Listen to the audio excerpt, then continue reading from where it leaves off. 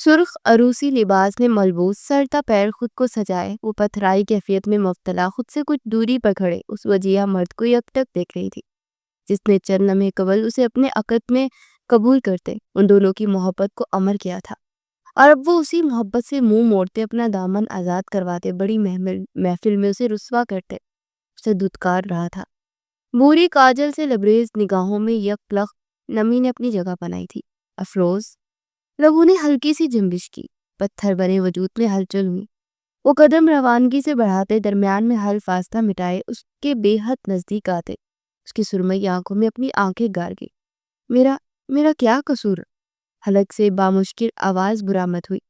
افروز نے سرد نگاہیں اس حسین مورت کے بدحواس چہرے پر ڈالتے اپنے ہاتھوں کی مٹھیاں سختی سے کسی کہ ہاتھوں کی نیلی اور ہری رگیں ابھر کر ظاہر ہونے لگی۔ تمہارا قصور یہ ہے کہ تمہاری رگوں میں بھی اسی شخص کا خون دوڑتا ہے جس نے ہمیں برباد کیا، امرین یزدانی، جس شخص کی بدولت میری پھوپھوں کی سفید چادر پر کالت کا داغ لگا، جس کی بدولت آج بڑی محفل میں وہ رسوا ہوئی۔ افروز ملک اس شخص سے جڑی عورت کو کبھی قبول نہیں کرے گا۔ تمام عمر میرا نام تمہارے نام سے جڑا رہے گا، لیکن میرا ساتھ تمہیں نصیب نہیں ہوگا۔ سرد چنگارتی آواز محفل میں گونجی۔ سب مہمان کانوں کو ہاتھ لگائے چامگوئیوں میں مشغول ہوئے، جبکہ یزدانی صاحب شکست خوردگی کی سبب لڑکھڑائے تھے۔ منہا بیگم نے انہیں سہارا دیا، وگرنہ وہ زمین بوس ہو جاتے۔ امرینے کے متواتر بہتے آنسو تھم سے گئے تھے۔ مقابل کے لفظ تازیانی کی مانند اس کی سماعتوں میں بجتے اس کی رگ رگ میں اذیت اتارتے چلے گئے۔ وہ پھٹی نگاہوں سے مقابل کا صفاقی بھرا روپ دیکھ رہی تھی۔ افروز ملک کبھی اس کے لیے بھی صفاق ہو سکتا تھا، یہ ناممکن سی بات تھی جو اب آج ممکن ہو چکی تھی۔ تو تم انتقام لوگے افروز ملک اپنی امرینے سے انتقام لے گا، جس پر آنے والی ہر مصیبت وہ اپنے سر لے لیتا ہے۔ وہ ٹوٹ کر بکھرتی اپنے لرزتے وجود کو سنبھالتے، افروز کا بازو جھگڑے بے یقینی سے گویا ہو۔ انتقام ہی سمجھ لو۔ افروز ملک امرین یزدانی پر تمام حق حاصل کرنے کے بعد اس سے دستبرداری اختیار کرتا ہے۔ افروز ملک بڑی محفل میں امرین یزدانی کو ٹھکراتا ہے۔ ٹھکرائے جانے کی وہ اذیت جو میری پھوپھو برداشت کریں گی وہ آج سے ابھی سے امرین یزدانی کی جھولی میں ڈال دی گئی ہے۔ سفیان یزدانی نے جو کیا اس کا خمیازہ اس کی بتیجی بھگتے گی۔ کچھ لفظ روح فرسا ہوتے ہیں کہ روح ان لفظوں کے سبب بلبلا اٹھتی ہے، جیسے گرم کھولتا لاوا ہو جو روح پر انڈیل دیا گیا ہو، اور روح پھڑپھڑاتے آپ کے چند قطروں کو ترس رہی ہو۔ کچھ ایسے ہی اثر افروز ملک کے لفظ خود میں بسائے ہوئے تھے، لیکن حیرت در حیرت تھی کہ امرین یزدانی پھڑپھڑاتے، مزاحمت کرتے، تڑپتے اور فریاد کرنے کے باوجود یوں ساکن کھڑی تھی کہ مانو نرم مٹی سے بنا وجود پتھر ہو گیا ہو۔ افروز ملک کا اس کا ہاتھ بے دردی سے جھٹکتے کروفر سے نکلتا چلا گیا، ایک معصوم دل توڑ کر، ایک روح پر زخم ثبت کرتے، ایک نادان محبت اجاڑ کر۔ 5 سال بعد حال موسم سرما اپنے جوبن پر تھا۔ رات کی سیاہی ہولے ہولے قدرتی روشنی کو خود میں جذب کرتی چلی جا رہی تھی، اور لندن شہر رنگ برنگی مصنوعی روشنیوں سے اجاگر ہوتا چلا جا رہا تھا۔ ایسے میں ولسن امپائر کے میٹنگ روم کا ماحول تناؤ کا شکار تھا۔ سرمئی لانگ کوٹ کرسی پر پھیلائے، وہ سیاہ شرٹ کی آستینیں کوہنیوں تک موڑے، ہاتھ کی مٹھی بنائے اپنے انابی لوگوں پر رکھے، پرسوچ نگاہوں سے اپنے سامنے بیٹھے ولسن کو دیکھ رہا تھا جو کچھ تذبذب کا شکار تھا۔ کیا کوئی پریشانی ہے ولسن؟ وہ مزید دیری کا متحمل نہیں تھا۔ پریزنٹیشن دے دی گئی تھی، اب بس معاہدے پر دستخط ہونے تھے، لیکن ولسن کا انداز اسے چنچلاہٹ اور بیزاری میں مبتلا کر رہا تھا۔ گمبھیر مگر بے تاثر انداز خاموشی میں ڈوبے میٹنگ روم میں گونجی۔ ولسن جو فائل پر نظریں مرکوز کے پہلو اور در پہلو بدل رہا تھا، چونکنے کے انداز میں مقابل کی جانب متوجہ ہوا۔ نہیں، دراصل بات یہ ہے کہ ولی کو یہ پروجیکٹ تم اکیلے نہیں سنبھال پاؤ گے۔ میرے کہنے کا مطلب ہے کہ اس پروجیکٹ میں ایک اور پارٹنر کی ضرورت ہے۔ ولسن اپنی رو میں کہہ رہا تھا کہ ولی کی تیوری چڑھتے دیکھ اس نے اپنی بات کا مفہوم بیان کیا۔ تم کہنا چاہتے ہو کہ مجھے اس پروجیکٹ میں پارٹنرشپ پر کام کرنا پڑے گا؟ ولسن، ولی کا لہجہ سرد ہوا تھا۔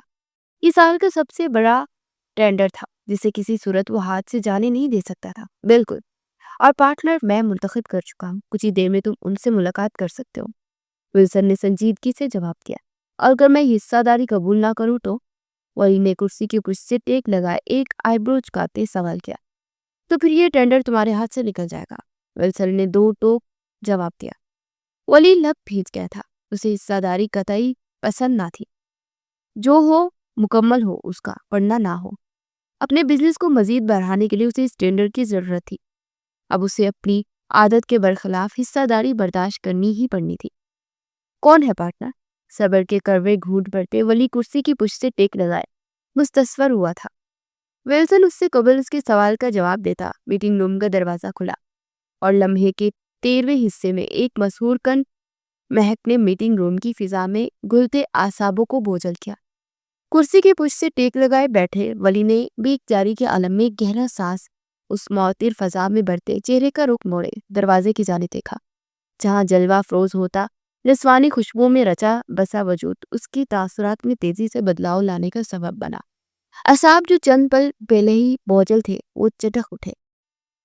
سبھی پیشانی پر ہمہ وقت ڈیرا جمائے بلوں میں مزید اضافہ ہوا۔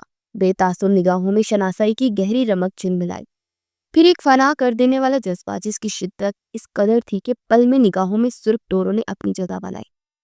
نگاہوں میں آگ سی تپش لیے وہ خود سے کچھ دوری پر کھڑے اس وجود کو گور رہا تھا جو سیاہ تھری پیس میں ملبوس بورے بالوں کو بے فکری سے جوڑے میں قید کیے، سرخ رنگ سے لبوں کو رنگتے مزید کندھاری کیے کمال اعتماد کے ساتھ اس کے سامنے کھڑی براہ راست اس کی آنکھوں میں جھانک رہی تھی، جہاں تیرتا جذبہ اس کی مسکان مزید گہری کر گیا۔ اگلی پل وہ ولی سے نگاہیں پھیرتے اپنی تمام توجہ ولسن کی جانب مبذول کر گئی۔ ولی نے جبڑے بھیجے اپنی ٹائی کی نوٹ ڈھیلی کرتے، ہاتھ کی مٹھیاں بھیجے اس کی اس ادا پر اپنے سینے میں یکدم بھڑکتی آگ پر قابو پایا۔ ویلکم مس مینے، یا آپ کا ہی بے صبری سے انتظار کر رہا تھا۔ ولسن اپنی جگہ سے اٹھتا مینے تک آتا، اس کے آگے ہاتھ بڑھاتے خوش نویدی سے گویا ہوا۔ مینے نے سر کو ہلکا سا خم دیتے اس کا بھرا ہوا ہاتھ بنا کسی ہچکچاہٹ کے تھامے ولی کے ضبط کو آزمایا۔ شکریہ، امید کرتی ہوں زیادہ انتظار نہیں کرنا پڑا ہوگا۔ لبوں پر دل فریب مسکان سجائے وہ اپنی ازلی نرم مگر سنجیدہ لہجے میں گویا ہوئی۔ ولی نے قہر برساتی نگاہوں سے مینے کو سرتا پیر دیکھتے اپنی پچھلی گردن پر ہاتھ پھیرا۔ نہیں، بالکل نہیں، ان سے ملے یہ ہیں مسٹر ولی جو اس پروجیکٹ میں آپ کے ساتھ پارٹنرشپ کریں گے، اور ولی ہے یہ مس مینے۔ جس طرح تم لندن کی ٹاپ بزنس مین میں شامل ہو، بالکل اسی طرح مس مینے نے پاکستان بزنس انڈسٹری میں اپنا نام بنوایا ہے۔ چند ہی سالوں میں ان کی کمپنی پاکستان کی ٹاپ کمپنیز میں شمار ہو گئی ہے۔ اتنی کم عمری میں اس قدر کامیابی اور ذہانت میں حد درجہ متاثر ہوا ہوں ان سے۔ ولسن نے اپنا تعارف کے ساتھ ساتھ مینے کی ذات میں تعریفاتی کلمات ادا کیے۔ ولی سر کو ہلکے سے اس بات میں سر ہلاتے اپنی جگہ سے اٹھ کھڑا ہوا۔ نام اور وجود شناسا تھا لیکن ذات کا حوالہ انجان۔ اس وجود سے اس قدر غافل ہو چکا تھا، اسے اپنی غفلت پر حیرت تھی۔ ہیلو، اچھا لگا آپ سے مل کر مسٹر ولی، مینے نے پیشہ ورانہ انداز میں ہاتھ آگے بڑھاتے مکمل اجنبیت کا اظہار کیا، مانو یوں کہ مقابل کے نام اور اس کی ذات سے آج اسی پل ہی شناسائی حاصل ہوئی ہو۔ ولی نے سر جھکائے دھیمی سے طنزیہ ہنسی ہنستے اپنے ہاتھ آگے بڑھاتے اس کا ہاتھ تھاما۔ اگر وہ برسوں کی شناسائی کو چھپاتے اجنبیت کا چولا اوڑھ سکتی تھی تو ولی کو بھی اس کھیل میں مہارت حاصل تھی۔ جذبات چھپانا، تاثرات پر قابو پانا، لا تعلقی، بے حسی اور نفرت کا لبادہ اوڑھنا اس کے بائیں ہاتھ کا کھیل تھا۔ چند منٹوں کی ملاقات میرے نزدیک یہ طے کرنے کے لیے ناکافی ہے مس مینے کہ مجھے آپ سے مل کر اچھا لگا یا نہیں۔ میں یہ جملہ تبھی بولوں گا جب میں آپ کی کمپنی میں باقی خوشی محسوس کروں گا۔ مینے کے ہاتھ پر دباؤ آخری حد تک بڑھاتے وہ ٹھنڈے ٹھار لہجہ میں گویا ہوتے اس کے چہرے پر تکلیف کے تاثرات دیکھنا چاہتا تھا لیکن ناکام رہا۔ حسین چہرے پر محض اطمینان ہی اطمینان تھا۔ ولی نے ایک نگاہ اس کے حسین چہرے پر ڈالتے اس کے ہاتھ پر ڈالی جو اس کے مضبوط گرفت کے سبب سرخ پڑ گیا تھا۔ اگلے لمحے وہ اس کا ہاتھ آزاد کر گیا۔ مینے نے مسکراتے اس کی جانب دیکھا جو لب پیچھے پینٹ کی جیبوں میں ہاتھ ڈالے اسے دیکھ رہا تھا۔ I like it۔ پہلی ملاقات واقعی کسی کے بارے میں کوئی بھی رائے قائم کرنے کے لیے ناکافی ہوتی ہے۔ خراب کام کی بات کر لیتے ہیں، سنجیدگی سے کہتی وہ ولسن کی جانب متوجہ ہوں، جس نے سر کو خم دیتے اسے اپنے ساتھ بیٹھنے کا اشارہ دیا۔ مینے نے ولسن کے پہلو میں جگہ بنا لی۔ ولی کو اپنے انگ سے آگ سی تپش اٹھتی محسوس ہوئی۔ اپنی شرٹ کے اوپری بٹن کھولتے اپنی کرسی پر برجمان ہوتے ایک طاہرانہ نگاہ مینے کے سراپے پر ڈالتے اپنے دانت پر دانت جما گئے۔ جیسا کہ آپ دونوں اچھی طرح جانتے ہیں کہ یہ میگا پروجیکٹ ہم پاکستان میں شروع کرنے جا رہے ہیں، اس لیے آپ دونوں کو اس پروجیکٹ کی تکمیل کے لیے پاکستان جانا ہوگا۔ تمام تفصیلات میرا سیکرٹری آپ تک پہنچا چکا ہے، بس معاہدے پر دستخط باقی ہے۔ مینے، آپ پاکستان کے رولز اور ریگولیشن سے واقف ہیں اور ولی بزنس کی داؤ پیچ سے۔ میرے لیے آپ دونوں سے بہترین چناؤ کوئی نہیں ہو سکتا۔ اگر آپ دونوں کو کوئی اعتراض نہیں تو ہم دستخط کرتے کام شروع کر سکتے ہیں، ولسن کہہ رہا تھا اور مینے اسے بغور سن رہی تھی۔ اگر کسی کا دھیان، کسی کی توجہ ولسن کی جانب مبذول نہ تھی تو وہ ولی تھا، جس کے سماعتوں میں ولسن کی آواز کے بجائے ماضی کے گزرے لمحات میں ادا کیے جانے والے کئی جملوں کی بازگشت جاری تھی۔ تو نگاہوں کے سامنے ماضی ایک فلم کے مانند چل رہا تھا۔ 5 سال قبل جس زخم کو سینے سے اس نے منمل ہونے کے واسطے چھوڑ دیا تھا، 5 سال بعد کی ملاقات اس کے زخم کو ادھیڑتے تازہ کر گئی تھی۔ اس کے سامنے بیٹھا نازک وجود 5 سال بعد اس کے روبرو آتے ماضی کی کتاب کے ان پنوں کو پھر سے اس کے سامنے کھول گیا تھا جہاں محض درد ہی درد زیر قلم تھا۔ وہ یک ٹک سلگتی نگاہوں سے مینے کو دیکھتے گہری سانس بھرتے، ماضی کے طاقتور بھنور میں پھنس چکا تھا، اور مینے وہ خود کو ولی کی پرتپش نگاہوں کے حصار میں قید پاتے بھی کمال بے نیازی کا مظاہرہ کر رہی تھی، اور اس کی یہ بے نیازی ولی کے تن بدن کو سلگا گئی تھی۔ مجھے کوئی اعتراض نہیں ہے، میں خاص اسی پروجیکٹ کے لیے ارجنٹ فلائٹ لیتے یہاں آئی ہوں ولسن، مینے قدرے زور سے گویا ہوں۔ شاید ارادہ ولی کو ہوش کی دنیا میں واپس لاتے، ان نگاہوں کی تپش سے خود کو جلسنے سے بچانے کا تھا۔ ایک ادنی سی کوشش تھی جو رنگ لائی تھی۔ ولی کے سماعتوں تک کی آواز تمام آوازوں کی بازگشت کو چیرتی ہوئی رسائی کر گئی تھی۔ وہ ہوش میں آتے سر جھٹک گیا، اس کے دماغ کی رگوں میں کھچاؤ پیدا ہو رہا تھا، تنفس بری طرح بگڑا ہوا تھا، آنکھیں شدت ضبط کے باعث لہو رنگ تھی، اور اس وقت ضبط کے کڑے مراحل سے گزر رہا تھا۔ جس ماضی کو مصروفیت کے بوجھ تلے دبا گیا تھا، وہ آج پھر سینہ تانے اس کے سامنے آن کھڑا ہوا تھا کہ وہ ان دردناک یادوں کی اذیت کی تاب نہ لا پا رہا تھا۔ آپ کو مسٹر ولی، ولسن جس کا تمام دھیان مینے کی جانب تھا اب ولی کی جانب متوجہ ہوا۔ ماضی کا یاد آنا تھا کہ دل میں پنپتا جذبہ مزید گہرا ہوا، لیکن یہ جذبہ ناصور بننے کے مراحل طے کرتا۔ زخم اور اس وجود سے برسوں کی شناسائی سے یہ سب اس کی ذاتی زندگی کا حصہ تھی، اور ولی اپنی ذاتی زندگی کو اپنے پیشہ ورانہ زندگی سے الگ رکھتا تھا۔ یہ ٹینڈر اس کے لیے اہم تھا، اسے ہر حال میں اسے قبول کرنا تھا، تمام چیزوں کو بلائے طاق رکھتے۔ مجھے بھی کوئی اعتراض نہیں ہے، ولی کے دماغ میں سوچوں کا کٹ جوڑ بیٹھا تھا۔ چند ثانیے خاموشی کی نظر کر دینے کے بعد سنجیدگی سے گویا ہوا، پرفیکٹ، اب دستخط کر لیتے ہیں، ولسن نے پرجوشی سے کہتے پہلے مینے کی جانب معاہدے کے کاغذات بڑھائے، پھر ولی کی جانب۔ ولی جو پین اٹھائے دستخط کرنے لگا تھا، مینے کے دستخط پر نظر پڑتے تھمسا گیا۔ کہ گہرا تعلق ہونے کے باوجود اس نے اپنے نام کے ساتھ اس کے نام کا جوڑنے کا تکلف نہ کیا تھا۔ سینے میں ایک شدت بڑی ٹھیس اپڑی تھی جسے وہ لب پیچھتے ضبط کر گیا تھا۔ سپاٹ چہرے کے سنگ دستخط کرتے وہ اپنی جگہ سے اٹھنے لگا تھا کہ ولسن کے الفاظ اس کے وجود کو جلتے آتش فضا کی نظر کر گئے تھے۔ میں نے آپ کا کمرہ سیٹ کروا دیا ہے مس پینی، یزدانی صاحب سے میری تفصیلاً بات ہوئی تھی، پرسوں پاکستان واپسی تک آپ میرے گھر میں ٹھہر رہی ہیں۔ آپ چلیں، ڈرائیور باہر انتظار کر رہا ہے، میں کچھ کام نپٹا کر آپ سے گاڑی میں ملتا ہوں۔ ولسن ہاتھ میں موبائل تھامے جلد بازی کے عالم میں کہتا میٹنگ روم سے نکلا تھا، لیکن جاتے جاتے اپنے لفظوں کی بدولت ولی افروز کو جلا کر خاکستر کر کے گیا تھا کہ وہ بچھڑتے زخمی شیر بنا قدم آگے بڑھاتی مینے کا بازو جگڑے اسے اپنے جٹکے سے قریب کھینچتے اپنے سینے کا حصہ بنا گیا۔ مزید لاتعلقی کا لبادہ اوڑھنا اس کے لیے اب ناممکن تھا۔ وہ ضبط کر رہا تھا، ضبط کے کڑوے گھونٹ پڑ رہا تھا، اس کی فطرت میں شامل نہ تھا، لیکن اب صبر اور ضبط کا بند ٹوٹ گیا تھا۔ مینے جو میٹنگ روم میں یکدم ڈیرہ جماعتی تنہائی سے خوفزدہ ہوتے فرار کے لیے پرتول رہی تھی، اس اچانک افطار پر لچکیلی ڈھال کی طرح مانت ولی کے سینے سے آن لگی۔ شدید بوکھلاہٹ کی شکار وہ بوڑھی آنکھیں آخری حد تک پھیلائے ولی کی خون اشام سرمئی نگاہوں میں جھانک رہی تھی جہاں وحشت کے گہرے سائے تھے۔ مینے کی ریڑھ کی ہڈی میں یہ وحشت سنسناہٹ بڑھ کر دوڑی تھی۔ مقابل کے یوں روبرو آ جانے کے بعد جس اعتماد اور بے نیازی کا مظاہرہ وہ کر رہی تھی وہ پل میں اڑن چو ہوا۔ نہ اجنبیت برقرار رکھ سکی نہ بے نیازی۔ تم کہیں نہیں جاؤ گی مینے، برف کی سل کی مانند سرد لہجہ جو رگوں میں دوڑتے خون کو منجمد کرتے۔ مینے جو اس افطار پر حق بخشی تھی ہوش کی دنیا میں لوٹی، مقابل کی خون اشام نگاہیں تو خوف میں مبتلا کر رہی تھی۔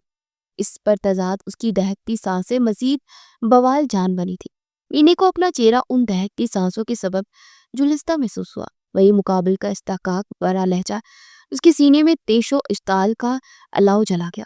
پل میں اس نے اپنے تاثرات، احساسات اور جذبات پر قابو پایا تھا۔ آپ ہوتے کون ہیں اس قدر استحقاق کا مظاہرہ کرتے مجھے چھونے والے یا مجھ سے سوال جواب کرنے والے؟ چھوڑے مجھے۔ خوف کو بہادری اور نفرت کے پیراہن میں ڈالتے مینے خرائی۔ اسے اگر علم ہوتا یہاں اس کی ملاقات ولی افروز ملک سے ہوگی تو وہ کبھی اس آفس کیا اس شہر کی سرزمین پر قدم نہیں رکھتی۔ ولی کو اپنے دماغ کی رگیں پھڑکتی ہوئی محسوس ہوئی تھی۔ اسے بے حد نزدیک کھڑی مزاحمت کرتی لڑکی پہلے اپنے یہاں موجود کی، پھر اپنے لباس اور پھر غیر مرد کے پہلو میں بیٹھتے اسے جلتے کوئلوں پر گھسیٹ گئی تھی، اور اب رہی سے کسر اسے اپنے لفظوں سے پوری کرتی تھی۔ میں کون ہوں؟ اس سوال کا جواب دینے کی مجھے ہرگز ضرورت نہیں ہے امرینے۔ ولی افروز کی یادداشت اس کمزور نہیں ہے کہ وہ اپنے اور میرے مابین رشتے کو یاد نہ رکھے۔ ولی نے لفظ چباتے ہوئے ادا کیے تھے۔ مینے کے لبوں پر طنزیہ مسکراہٹ نے اپنے پر پھیلائے۔ ولی اس کے حسین چہرے کے اتار چڑھاؤ بغور بھانپ رہا تھا، جہاں محض نفرت اور بیگانگی کے تاثرات تھے۔ اس کی طنزیہ مسکان دیکھتے وہ لب باہم سختی سے کھینچ گیا۔ ہمارے مابین رشتہ، وہ رشتہ مسٹر ولی جسے آپ بھری محفل میں دو کوڑی کر گئے تھے، وہ رشتہ جسے سالوں سے یک طرفہ میں نبھاتی آ رہی ہوں۔ لہجہ استہزائیہ ہوا، بھوری آنکھوں میں نہ چاہتے ہوئے بھی نمی کے سنگ گہرے شکوے نے جگہ بنائی۔ ولی کی گرفت مینے کے بازو پر مضبوط ہوئی۔ اس استفہامیہ لفظوں کا کوئی جواب نہ بن پایا۔ فی الوقت تو وہ اپنے سینے پر جلتی آگ جو لمحہ بلمحہ شدت پکڑتی جا رہی تھی اسے آگ کے اثر تلے جلس رہا تھا۔ مقابل کا لہجہ، اس کا انداز، اس کے تاثرات سے محض نفرت ہی نفرت جھلک رہی تھی۔ وہ نفرت جس کا دعوے دار وہ تھا۔ 5 سال پہلے آپ اس رشتے کی حقیقت مجھ پر آشکار کر چکے ہیں مسٹر ولی۔ اب آپ کے لبوں پر اس ٹوٹے رشتے کا تذکرہ بھلا نہیں لگ رہا ہے۔ آپ کو امرینے یزدانی کی ذات پر کوئی حق نہیں حاصل۔ اب یوں مجھے روکتے، مجھے چھوتے، مجھ سے سوال و جواب کرنے کا حق نہیں رکھتے۔ بھرپور مزاحمت کرتے وہ آنکھوں میں تیرتی نمی کو خود میں اتارتے، ولی کی آنکھوں میں آنکھیں ڈالے ایک ایک لفظ پر زور دیتے بولی۔ برسوں بعد مقابل کا لمس، اس کے استحقاق برا انداز اسے محسوس ہوا تھا۔ وہ چند لمحوں کے لیے کمزور پڑی تھی، لیکن پھر اپنی دھتکار، اپنی ذات کی رسوائی یاد کرتے وہ ذرہ ذرہ خود کو چنتے ایک مضبوط ستون میں ڈھال چکی تھی۔ تمہیں چھونے، تمہیں محسوس کرنے، تم سے سوال و جواب کرنے کا حق حاصل ہے مجھے، اور یہ حق مجھ سے کوئی نہیں چھین سکتا، خود تم بھی نہیں۔ میری بیوی ہو تم، حاکم ہوں میں، محکوم ہو تم، اور میری بیوی کسی غیر مرد کے گھر ہرگز نہیں ٹھہرے گی۔ اس کے لفظوں پر بھڑکتے آپے سے باہر ہوتا، اس کا بازو مروڑتے، اس کی پشت سے لگاتے، اسے اپنے بے حد نزدیک کرتے، اس کے چہرے پر جھکتے خرائے، اس قدر نزدیک کہ دونوں کی سانسوں کی ہم آہنگی کے درمیان محض 1 انچ کا ہی فاصلہ رہ گیا تھا۔ مینے کا دل سوکھے پتے کی مانند کانپ اٹھا۔ نظریں مقابل کی خون آشام نگاہوں سے ہوتے اس کے مونچھوں تلے کھینچے انابی لبوں پر آ ٹھہری۔ مینے کے گلے میں گرتی ابھر کر معدوم ہوئی۔ ذرا سی مزاحمت اس کی اور ولی کی سانسوں کو ایک کر سکتی تھی۔ اس کا دل سینے میں شور مچاتے پسلیوں سے سر ٹکراتے اسے گھبراہٹ میں مبتلا کر گیا تھا، جسے وہ کمال مہارت سے چھپا گئی تھی۔ بیوی نہیں، ٹھکرائی ہوئی عورت ہوں میں، اور ٹھکرائی جانے والی کوئی چیز ہو یا انسان اس پر حق نہیں جتایا کرتے مسٹر ولی۔ آپ حد پار کر رہے ہیں، دور رہیں مجھ سے۔ لہجہ، سرد اور سپاٹ تاثرات۔ ان 5 سالوں میں مینے یزدانی نے اگر کسی چیز میں مہارت حاصل کی تھی وہ تھا اپنے جذبات، احساسات کو خود میں قید رکھنا۔ وہ جو کہہ رہی تھی وہ لفظ با لفظ سچ تھا، ایک ایسا سچ جو ولی پر کھولتے ہوئے پانی کی طرح انڈھیل دیا گیا تھا۔ میں نے حد پار نہیں کیا، لیکن اب لگتا ہے حد پار کرتے تمہیں باور کروانا لازم ہے کہ میں نے تم سے دستبرداری اختیار کی تھی، تم پر اپنا حق ختم نہیں کیا تھا۔ ولی کی پرتپش سر سرخ ڈوروں سے مزین نگاہیں مینے یزدانی کی بے تاثر نگاہوں سے سفر کرتی اس کے سرخ رنگ سے رنگے ہونٹوں پر جا ٹھہری۔ دل نے صدا دی کہ جو آگ سینے میں جل اٹھی ہے اس کی شدت یہی مدھم مدہوش کن سانسیں کم کر سکتی ہیں۔ ولی کو اپنے حلق میں کانٹے سے اگتے ہوئے محسوس ہوئے۔ مینے اس کی نظروں کا مرکز دیکھتے سرتا پیر لرز اٹھی۔ اس سے قبل کو اپنا بچاؤ کر پاتی ولی افروز ملک اس کے چہرے پر جھکتے اسے اپنے بے حد نزدیک کر گیا کہ وہ بن آپ مچھی کی مارد محض پھڑپھڑا کر رہ گئی۔ اپنی من مرضی کرتے مینے کی سانسوں کی آمد و رفت کے ساتھ بھرپور چھیڑ خانی کرنے کے بعد وہ مینے سے دور ہوا۔ لبوں پر تسخیر کر دینے والی مسکان نے بتھیرا کیا۔ مینے کو گہرا سانس بھرتے دے اگلے ہی پل میٹنگ روم میں زوردار تمانچے کی آواز گونجی۔ ولی کی مسکراہٹ سمٹی۔ بایا آرس سنسناہٹ کا شکار ہوا اور آنکھوں میں حیرت اور بے یقینی لیے خوف سے ایک قدم کی دوری پر کھڑی مینے کو دیکھ رہا تھا، جو غیظ و غضب کی عملی تصویر بنی اسے نفرت زدہ نگاہوں سے دکھ رہی تھی۔ ان آنکھوں میں تیرتی نفرت اس تھپڑ سے زیادہ تکلیف دہ تھی۔ کیا سمجھتے تم اپنے آپ کو؟ 5 سال پہلے مجھے اپنی زندگی میں قبول کر لینے کے بعد بڑی محفل میں دھتکار کر چلے گئے تھے۔ 5 سال کا ہجر میری جولی میں ڈال جاؤ گے۔ میاں بیوی کے خوبصورت رشتے کی دھجیاں اڑاتے اس کی خوبصورتی کو بدصورتی میں بدل جاؤ گے۔ پلٹ کر دیکھو گے تک نہیں۔ آیا جس لڑکی کو اپنے نام کے ساتھ منسوب کرتے چھوڑ آئے ہو وہ زندہ ہے یا پھر نہیں؟ اور پھر 5 سال بعد جو میرے سامنے کھڑے ہوتے استحقاق دکھاؤ گے، مجھ پر حق جتاؤ گے، مجھے اپنے لفظ سے نوازو گے اور میں تمہارے قدموں تلے بچتی چلی جاؤں گی۔ ولی افروز ملک، میں مینے یزدانی ہوں۔ مجھے میرا پندار، میری عزت نفس، میری نسوانیت سب سے عزیز تر ہے، اور میری عزت نفس کا تقاضا ہے کہ میں خود کو دھتکارنے والے مرد سے نفرت کروں، شدید نفرت۔ اگر مقابل کے لیے ماضی دردناک تھا تو مینے یزدانی کے لیے ماضی ایک ایسی قیامت تھا جس سے گزرتے وہ ایک زندہ لاش بن گئی تھی۔ اپنا وجود مزید اذیت برداشت کرنے کا متحمل تھا اور نہ سکون کی تلاش میں بے سکون۔ وہ نفرت زدہ لہجہ میں غرائی تھی کہ اس کی غراہٹ میٹنگ روم کی خاموش دیواروں سے ٹکراتے ولی افروز ملک کی سماعتوں تک پگھلا سیسا بنتے اتری تھی۔ مقابل کھڑی لڑکی کا ہر انداز ولی کو دھچکے دے رہا تھا۔ سامنے کھڑی لڑکی اس کے عشق میں پاگل تھی، اس کی دیوانی تھی۔ وہ اس سے نفرت کرے گی ولی کے ذہن و گمان میں بھی نہیں تھا۔ وہ ان 5 سالوں میں مینے یزدانی کو اپنے لیے تڑپتے تصور کرتے، ہر روز اس سے نفرت کا دعویٰ خود سے کرتے، اپنی انا کو تسکین پہنچانے کے ساتھ اپنے انتقام کو بھی پورا ہوتا محسوس کرتا تھا۔ لیکن آج اس کی تمام تر خام خیالی روئی کا گالا بنتے ہوا میں بکھری تھی۔ مینے یزدانی اس کی محبت میں تڑپنے کی بجائے اس سے نفرت کی دعوے دار تھی، اور یہ نفرت ولی افروز ملک کے وجود میں اس طرح پیدا کر گئی تھی۔ تم نے میرا بہت نقصان کیا ولی، اب مزید تھے، مجھ سے دوری بنائے رکھو۔ 5 سال پہلے جس رشتے کو تم نے ادھورا چھوڑا تھا اس رشتے کو میں کب کا دفن کر چکی ہوں۔ اس رشتے کا تذکرہ کرنے کا کوئی فائدہ نہیں۔ انگس شہادت کی انگلی اٹھائے وہ سرد تہجہ میں گویا ہو۔ حالانکہ دل آج پھر صدائیں دے کر رو رہا تھا۔ کون سا نقصان مینے بھی نہیں؟ تمہارا نقصان اس نقصان کے رتی برابر بھی نہیں جو میرا ہوا، میرے خاندان کا ہو، میری پھپھو کا ہوا۔ برباد کر دیا تھا انہیں۔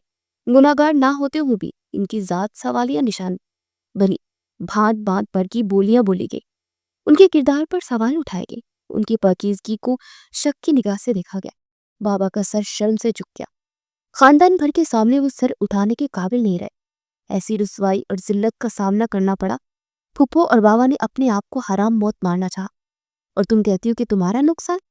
ظالم اب مظلوم بنتے اپنے ظلم سے مکرے گی؟ کیا دوگلا پن ہے یہ؟ ولی پاگل سا ہو اٹھا تھا۔ ایک ہی چشمے اس تک آتے سے جھنجھوڑتے ہوئے دہاڑا۔ مینے کا وجود ساکن ہوا۔ وہ یک ٹک ولی کی جانب بے تاثر نگاہوں سے دکھ رہی تھی، مانو اس کے ایک بھی لفظ کا کوئی اثر نہ ہو، اس کے تمام الفاظ بے اثر ہو۔ میں نے کہا تھا نا، محض ایک سوال۔ ولی کی مضبوط گرفت اس کی بازوں میں ڈھیلی پڑی۔ وہ خاموش رہا۔ میں نے کیا تھا ولی افروز؟ بولو، میں نے کیا تھا تمہیں برباد؟ میں نے اچھالی تمہاری پھوپھو کی عزت؟ بولو۔ وہ ولی کے ہاتھ اپنے بازو سے جھٹکتے اس کے نزدیک آتے اس کا گریبان پکڑے سوالیہ انداز سے گویا کوئی، تمہارا چچا سفیان یزدانی۔ ولی اس سے نظریں چراتے کہہ رہا تھا کہ اس کی بات کاٹ گئی۔ پھر مجھے سزا کیوں دی گئی؟ مجھے کیوں گناہگار، ظالم اور قصوروار ٹھہرائے، بے جا سزا کا حقدار بنایا؟ کیوں میری محبت کو بے مول کیا، میری تمام خوابوں کو چکنا چور کرتے، تمام خوابوں کو مجھ پر حرام کیا؟ ولی افروز، وہ سراپا سوال بنی سوال در سوال کر رہی تھی، اور ولی اس کے سوالوں کے جواب تذبذب کا شکار ہوتے اس سے نظریں چرا رہا تھا۔ وہ واقعی بے قصور ہوتے سزا کی حقدار بنوں، کیونکہ جان بستی ہے سفیان یزدانی کی اپنی بھتیجی میں۔ انتقام لیا میں نے اس سے، جس طرح اس نے میری پھوپھو کو اپنا منتظر کرتے دھتکارا، بالکل اسی طرح میں نے اس کی بھتیجی پر ہر حق حاصل کرتے اسے تمام عمر کے لیے اپنا منتظر کیا۔ ایک ایسے انسان کے بھتیجی کو اپنانا جو میرے خاندان کی بربادی کا ذمہ دار ہو، میرے لیے ناممکن ہے۔ ولی نے سرد انداز اپنائے، اپنے گریبان پر ٹھہرے، مینے کے ہاتھ اپنے ہاتھ میں جبرے جواب دیا۔ توقع تھی مقابل کی آنکھوں میں اب درد نمی بن کر اترے گا، وہ تڑپ اٹھے گی، لیکن اس کی توقعات دھری کی دھری رہ گئی۔ مینے یزدانی لبوں پر تمسخرانہ مسکان سجائے اس سے دور ہوئی تھی۔ یہ کہا ہوا تھا میرا تم سے، سفیان یزدانی کے بھتیجی کے ساتھ ساتھ میں تمہاری بیوی بھی تھی۔ ایک لمحے کو بھی کیا یہ خیال نہیں آیا تمہیں جسے تم برباد کرتے انتقام کے واسطے استعمال کر رہے ہو وہ عورت تم سے وابستہ ہے؟ تم نے اس انتقام کی آگ میں سب کچھ جلا کر بھسم کر دیا ولی افروز۔ میرے کی محبت، اس کا غرور، اس کی خوشیاں اور آخر میں یہ کچی دوریوں پر مشتمل رشتہ بھی۔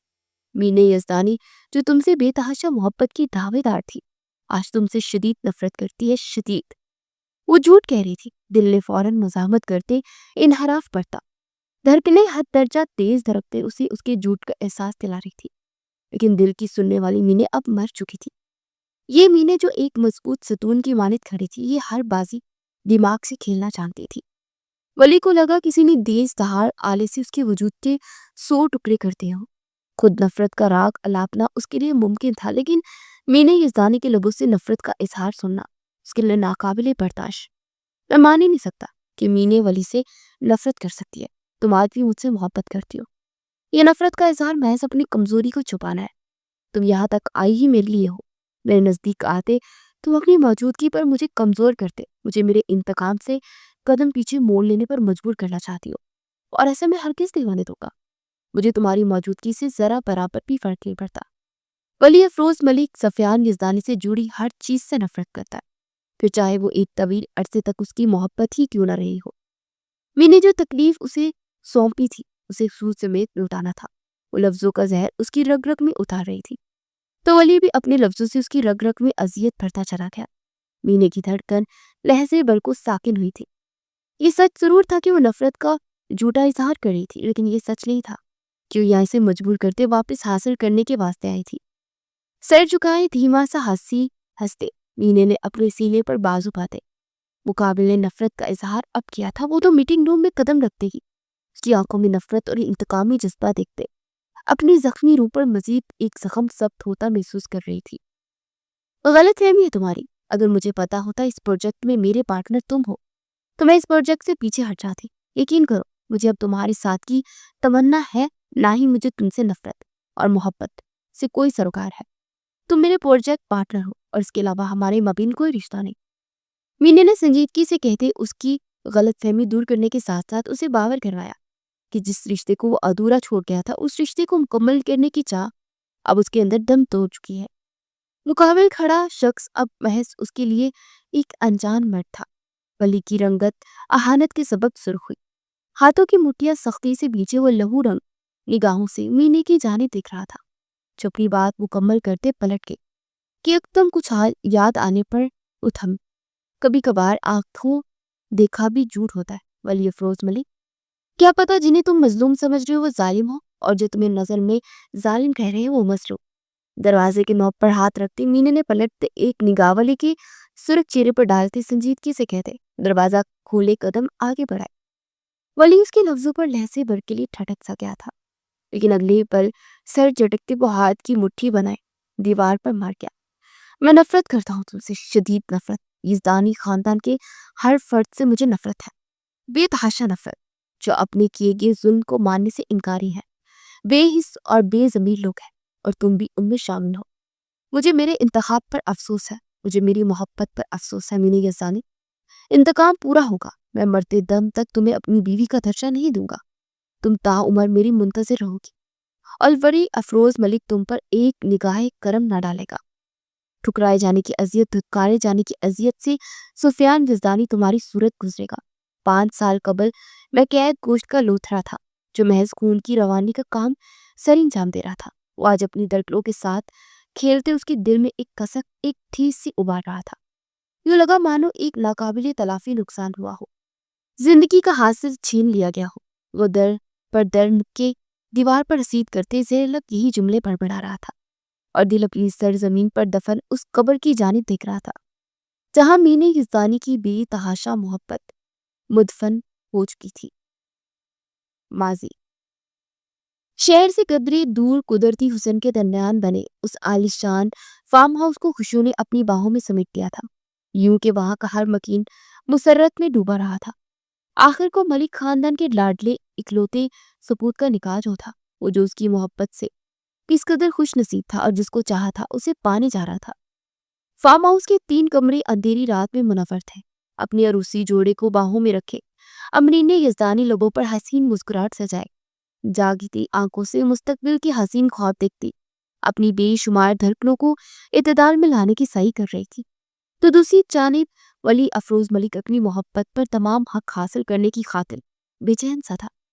بالکنی سے نظر آتے چاند کو دیکھتے وہ جلد اس چاند کے ڈوب جانے کا اور آفتاب کے طلوع ہو جانے کا منتظر تھا کہ آفتاب کے جاگنے کے بعد اس کی زندگی کے ایک حسین دن کی شروعات ہونی تھی، کہ کل اس کی چاہت اس کی محرم بنتے اس کی آغوش میں قید ہونے والی تھی۔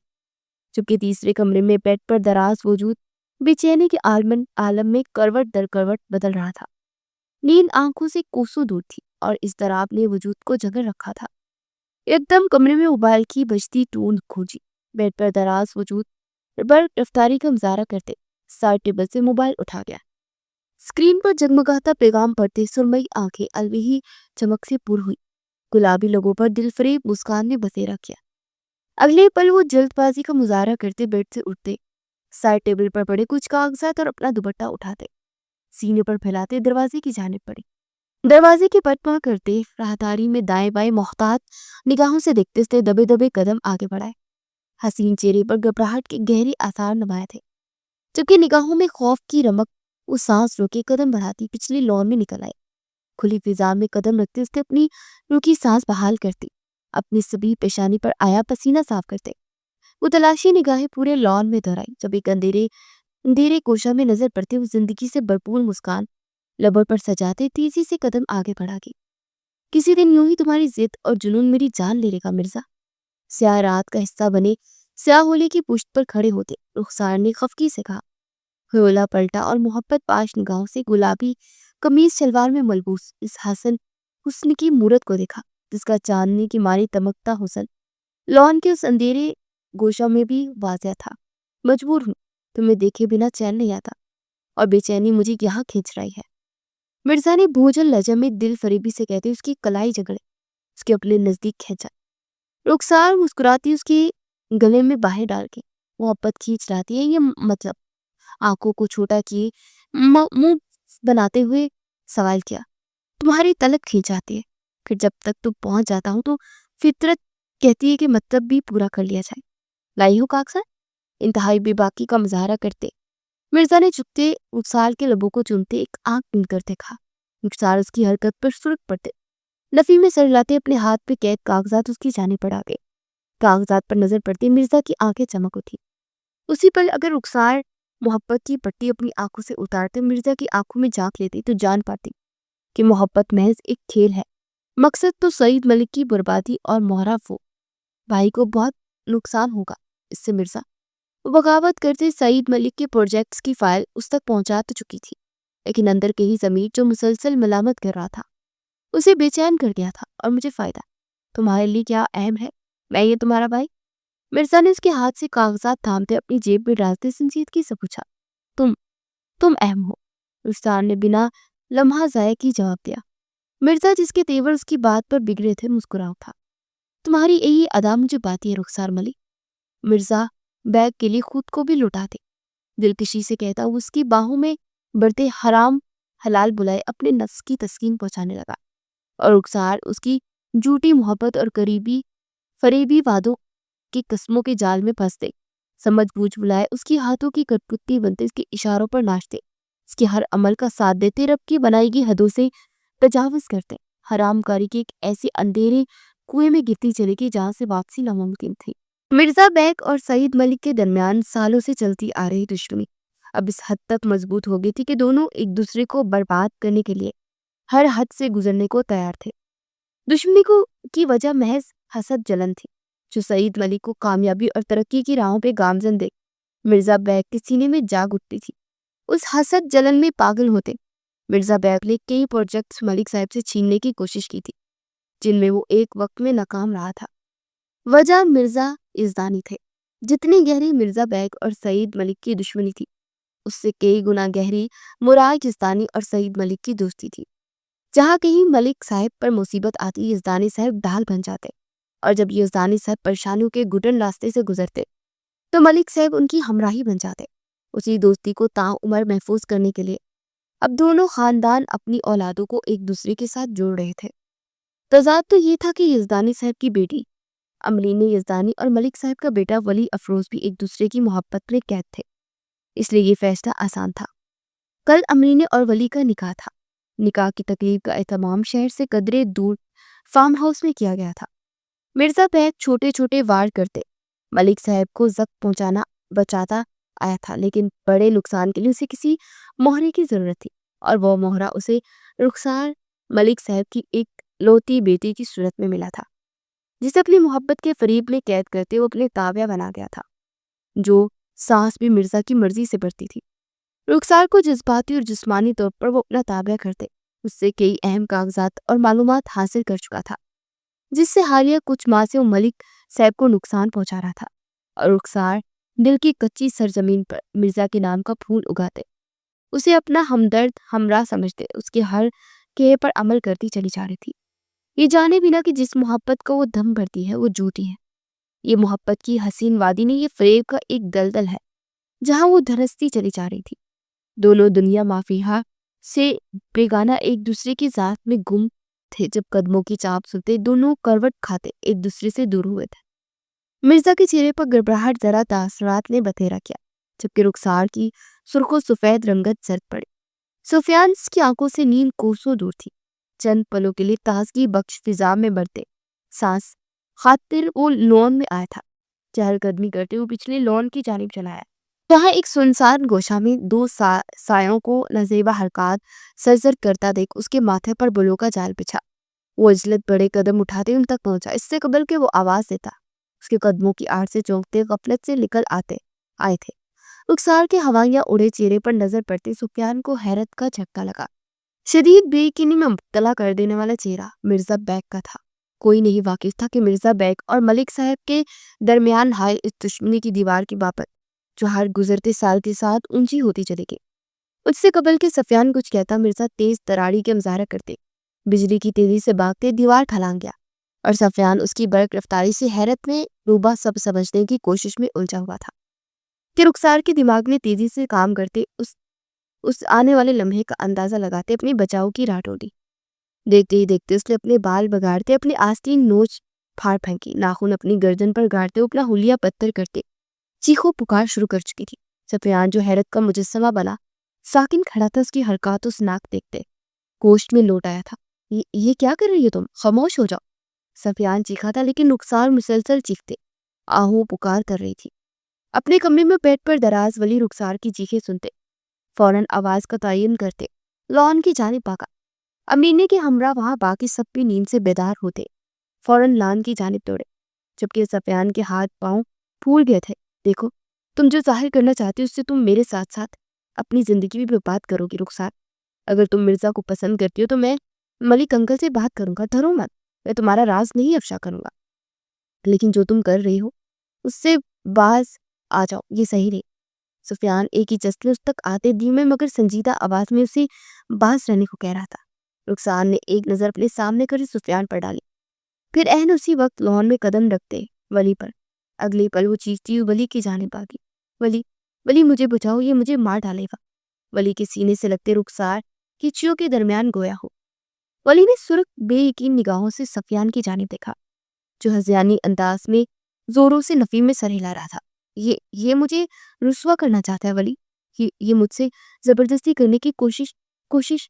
لرزتا ہوا بکھرتا وجود اور بڑائی آواز وہ مظلومیت کی اداکاری کرتے ایک بے قصور پر بہتان لگا گئی تھی۔ مینے کے ہمراہ وہاں آتے یزدانی صاحب، ان کی زوجہ منہا بیگم حیرت سے گھنگ کبھی ولی کے سینے سے لگی رخسار کی جانب دیکھتے تو کبھی سفیان کی جانب۔ یہ جھوٹ کہہ رہے ہیں بھائی، میں اسے یہاں مرزا کے ساتھ دیکھا تھا، وہی مرزا جس سے ملک صاحب کی دشمنی ہے۔ یہ سراسر بہتان ہے، میں نے اسے نظر بھر کے دیکھا تک نہیں ہے۔ سفیان نے اپنی صفائی پیش کی تھی۔ یہ الزام تراشی کر رہا ہے ولی، اپنا گناہ چھپانے کے واسطے یہ میرے کردار کو داغدار کر رہا ہے۔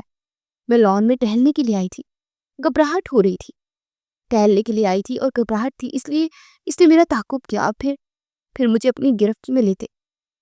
یہ جب سے آیا ہے تب سے یہ غلیظ نظروں سے مجھے دیکھ رہا ہے۔